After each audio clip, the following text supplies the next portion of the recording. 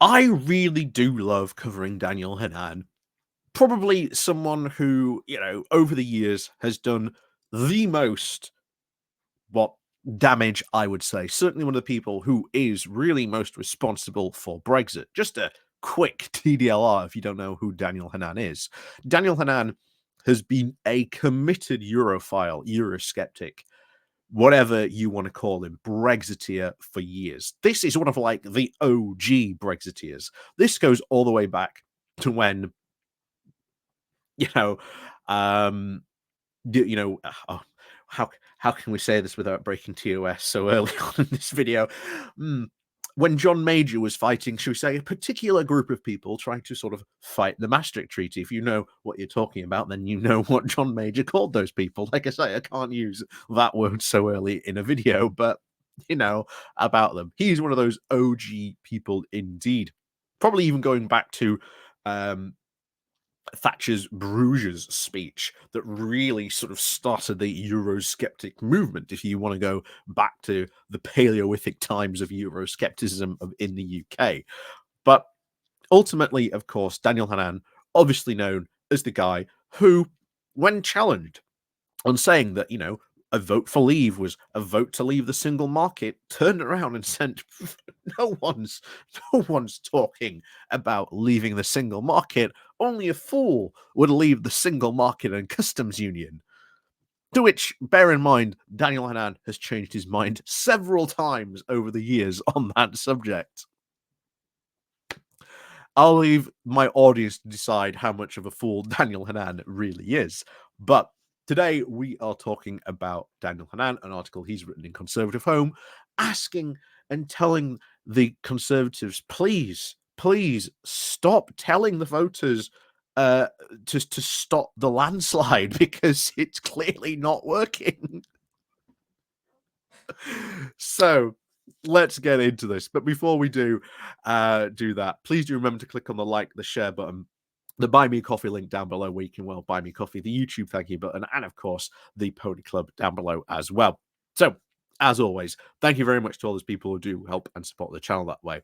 So, let's crack on with this, shall we, as we go over on to Conservative Home. So, here we are. Conservative Home, Daniel Hannan, why telling voters to, quote, stop the landslide won't work. Let's get Daniel Hannan's take on this disaster of a campaign. So, what was our party's heaviest defeat at a general election? As Conservatives, we suffered it in 1906 when we fell from 402 MPs to 106. Arthur Balfour, our then leader, lost his seat at Manchester East. So, what also if we now include the Tory prelude? The Duke of Wellington secured our lowest ever share of votes in 1832, 29.2% of the vote, translating into 175 out of 658 common seats. After that, the Tory party was then very close and then replaced with Robert Peel's Conservative Party in 1834. A very great man, Robert Peel. So it's very telling that the scale of defeat, we don't really know what will happen until, we get the results in. But even then, you can see the scale of defeat is really panicking people like Daniel Hannan and other Tories as well. And they know it. And we've talked about the Tory panic that's been going on for quite some time. That even though, bear in mind, the Tory manifesto has been released, what are we talking about? Or what are we still talking about? It's the fact that Sunak is really bad. The scale of defeat is going to be big. We don't know how big, but it's going to be big. Even then, they are worried and they are panicking. And you can tell from this exactly what Daniel Hannan is worried about. But of course, remember, he's a Lord. He's in the House of Lords. Someone else who we should absolutely be getting rid of by reforming the Lords. But again, conversation for a different time. So, can we go back even further for the sake of argument? Let's count the followers of both Lord North and Pitt the Younger as Tories, thereby bridging the gap between Bolingbroke's semi-Jacobites in the early 18th century and given the reformed Tory ministers of Liverpool and Canning in a later century. Again, why are you going so back for this? The defeat is about to happen. You don't need to underscore it by saying, look at all these historic losses. So that gives us, of course, more than over 3 centuries of data. This would include the Whigs' long ascendancy and, of course, the span of the 18th century. And that was our worst performance during that entire span, whether the Tories, the Pits, the Unionists, or even the Conservatives. Is it impossible to give a very definitive answer, given the fluidity of the faction? But trusting to the wisdom of the crowds, let's go with the Wikipedia tallies. Okay. In 1754, the MPs, who were at least sometimes referred to as Tories, went down to 106 seats, insofar as they could have been said to have a leader. It was Northamptonshire Baronet Sir Edmund, the then sham pronounced Earsham, with Sir Edmund, who quite. But probably quite worst results was by share of the popular vote. Then, at least that share, it has been possible to measure it as at least 29.2% in 1832, and easily our worst results by seat was 106 in 1754. So, how does that compare with where we are now? Notice he's not, talking about the 1997 defeat. If you were talking about significant Tory defeats, I think you would maybe be bringing up 1997. I can't think why you wouldn't be bringing that up, but there you go. Yeah, I imagine having to reach back all the way back to like 1754 when you've got more recent things you could be talking about. But hey, there you go. Anyway, so how does this compare to where we are now? So, according to an NPR survey of at least over 22,000 people at the weekend, we were on 23.5% of support, which will translate into 72 seats. For once, the overused word of existential now seems apt. I am not sure how a party comes back from such a walloping. Well, that's the hope. That's the hope, Dan. That's what I keep on trying to sort of tell people. There is almost no coming back from this, which will be very, very good for all of us progressives out there. So, what might turn things around? No one is listening to policy announcements, and no one wants to hear that most of what is going wrong in the country, from tax rising to hospital waiting list, has got to do with a lockdown the electorate and the Labour Party wanted to prolong. Can't believe. So he's blaming our entire situation on lockdown. I said it at the time that lockdown was probably the best thing to happen for the Brexiteers, because if not, if the lockdown hadn't happened, or even the Backstreet Boys tour in general, Ken, being very careful because YouTube will sometimes ping you for saying the C word. The Backstreet Boys tour, if that had never happened, then what you would have certainly had was almost data, information straight away on just how bad Brexit was. And bear in mind, it has been taking a lot of economists to really shift through the data to try and separate it from what was pandemic damage to what was Brexit damage. And the further we get away from the pandemic, bear in mind, we are 2 years away from the if you really say sort of the pandemic at this point, we are 2 years away from the pandemic. We are already seeing very, very clearly now the bad Brexit damage from this. We would have 4 years of bad Brexit data, and we've already seen how bad the polls are going. Like I say, anything to not damage or tarnish their precious Brexit must be the lockdown. But again, the further we get away from that, the more they will try and blame it. But there you go. And of course, remember, it's you, the public, who wanted this lockdown, not me, says Daniel Hannan.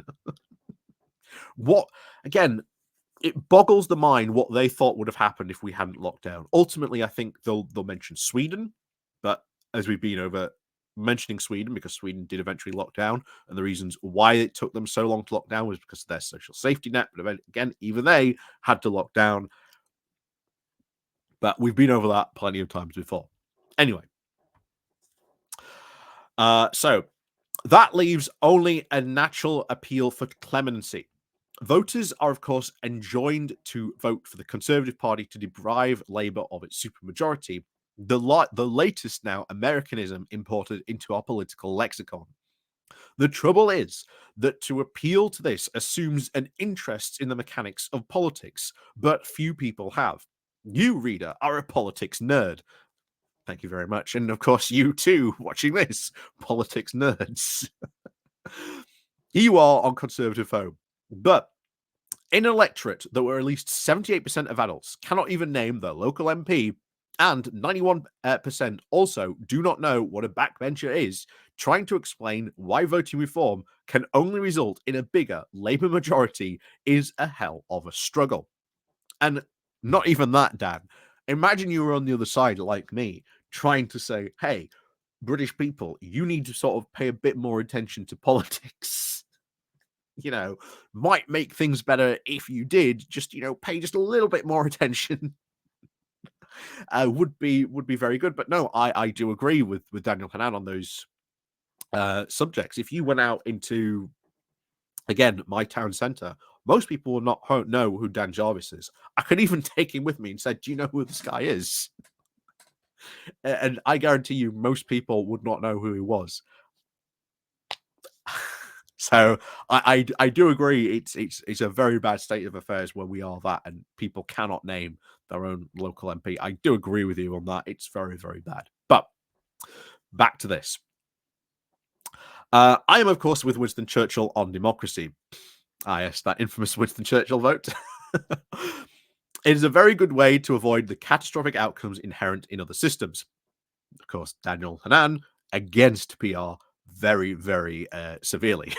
But if you ever have canvassed, then you know that politics is just as much as a hobby as, say, Formula One, just as opaque to the non-enthusiasts. And as someone who knows someone who is very, very much into their Formula One, and whether they talk about it, I'm like, I don't know. This is where I could tell the story where I once met, oh Christ, what's his name from Monaco? Leclerc, I think. Again, I can't remember his name. Met this person, no idea who he was. Said, went to my person, I've met this person. And honestly, I've never seen them text me back so fast. But anyway, back to this. So when Grant Shapps says that voting reform UK risks putting Labour in for a generation, he's right. When William Hague argues that a tiny opposition means an unconstrained government, he is right. But try to convince the perfectly sensible fellow that I canvassed in Sussex in a Sussex garden yesterday, who was fond of Rishi Sunak, but was no longer prepared to vote Conservative because of, quote, the hard right will topple Rishi once they are back in. He's not wrong. He is not wrong. That Sussex gardener, not wrong. If by some miracle, Sunak performs the ultimate Hail Mary at this election and somehow manages to remain in, probably by an incredibly slim majority, they will topple him. They will topple him at the first opportunity they get. Make no mistake. Rishi Sunak will not be around for long. That you can guarantee. That voter has it spot on. So it's not that he doesn't care about, voting for reform, etc. He is incredibly turned on by politics. He knows at least that if he did do that and Rishi got in, they would topple him almost immediately. He is incredibly right on that. So you've actually got someone who is, probably, pays attention to politics, but these people who don't pay attention to politics, when they say things like, the hard right would topple Rishi Sunak, they don't know the first thing about politics. Sorry, but I think he clearly does to say that to Daniel Hannan. Anyway, back to this. So we have, of course, the least bad system of government. And I would no more complain about it than our lack of our matchless countryside. I am simply observed that most people have a more immediate concerns than the political process. Talking to a group of private school parents, all worried about Labour's VAT plans, I was struck by how many were now inclined to vote for reform to, quote, stop Keir Starmer. Again, the more people that do that, the better it is for us because it will massively split the right wing vote in very, very seismic ways, which again, we will probably see when we get the general election results. But there's polls to say how bad that is going to be, as Daniel Hannan has said himself. What, 72 seats? That's a very bad result for the Tories. So, given that the most optimistic poll has Reform winning 7 seats, and most of it on 0, it seems to me to be absurd. But it was I, not they, who was unusual, having this bizarre interest in the mechanics of elections. So, the Conservatives are playing now their final card: stop the landslide. And this is, I would say, is the ultimate act of desperation. I cannot believe you would get so low on something like that that your only recourse is saying, please, please don't allow there to be a landslide. please, please, please don't allow there to be a landslide, Mr. Voter. But there you go. Anyway, they try to appeal to people's sense of proportion. Sure, it runs to some subtext, but if you want to give us a kicking, but if you are so in love with Starmer, what would you intend to hand him the largest majority ever enjoyed by a single party? Well, hey, you had a landslide, you know. What did your party do with it, you know? Um, Stop the landslide have, of course, a very semi-mythical status among election strategists. In 1995, in the Australian state of Queensland, the incumbent Labour Party was cruising to re-election, and the opposition supposedly conceded, causing many voters to now hesitate, resulting in a very tiny Labour majority. I say that this is semi-mythical for a reason. The phrase "stop the landslide" does not seem to have been used. Instead, the neo-liberal national opposition urged Queenslanders to, quote, send a message, and there were numerous factors behind that Labour landslide, of which the opposition campaign was not the chief. In any case, it is far from clear that the Queensland is now comparable to the UK, where voting is not compulsory. The biggest difference is this. In Queensland, the opposition was back in contention because it was no longer split between the Liberal and National components. The two right-wing parties had come back together. Here, the opposite is happening. The right is now split under a first-past-the-post system that brutally punishes such divisions. And we have seen a couple of people mention this over the past couple of weeks. They are terrified the vote is now split, because they used to get away with it where you had, if you are looking at majorities, there's Labour, and then if you're looking at sort of vote share, it will probably go Lib Dem, SNP, etc., as you go down the line. But if you think about it, Labour and the Lib Dems, if they ever came together, could quite easily stop a number of Tory victories with their sort of numbers if they, of course, join together. This is, of course, tactical voting, something else we are going to see play out in this particular election. You'll notice Daniel Hannan isn't bringing up the tactical voting, something that I think is going to be the most responsible thing, maybe not even the Reform UK vote, pulling votes away from the Conservatives, which ultimately will do, but I think it's going to be tactical voting that is ultimately going to be responsible for some of the biggest Portillo moments we will see at the night of the general election. So let's finish this off then. So hence now the paradox of this present poll. I would be surprised if Starmer wins more votes than Boris Johnson in 2019. I would not be surprised at all if he did win more votes than that in Johnson in 2019. It is even possible that he will fall short of Jeremy Corbyn's total in 2017. But with Reform now training its fire almost wholly on the Tories, there would be enough for a record win. So limp are we, not blindly, that hardly enthusiastically either, towards the inevitability of a Starmer landslide, already aware that we will regret it. It doesn't get much more British.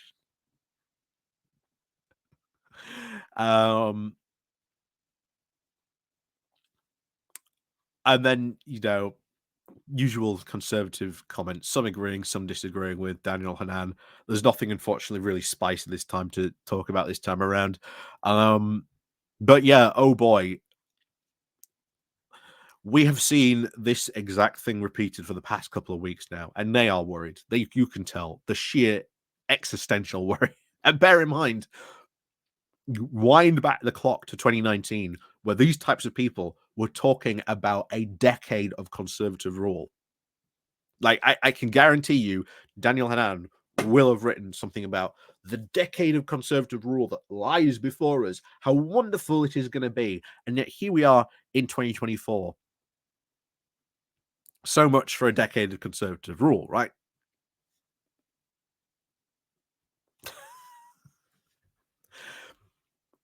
Even though Boris Johnson got a landslide, I think, as many other people were saying at the time, on certainly sort of on my side of the things, they were saying, while Boris Johnson might have a majority and, we don't like the fact that he's got a majority, that is actually going to play very, very badly because they've got no one else to blame for them.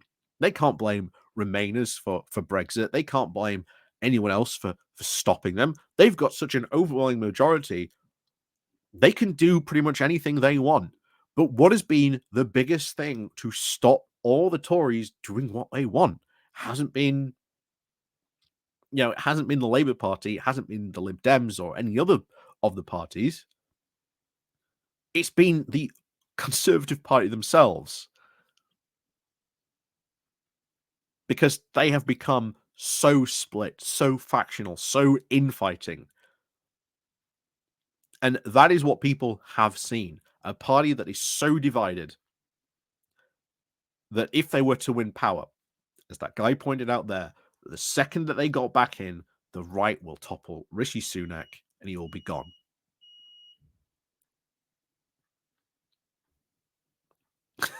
And yet, Daniel Hannan calls that an uninformed voter.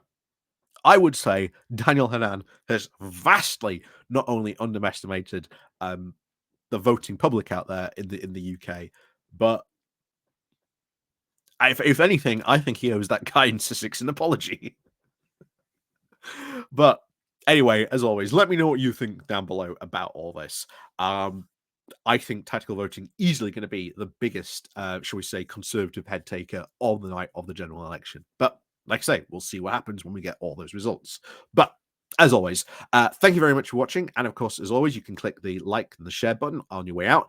And of course, there's the Patreon page, there's the Buy Me Coffee link where you can buy me coffee, the YouTube thank you button, the Patreon page, all that down below. Thank you very much to all those people who do help support the channel. And of course, as always, we'll see you all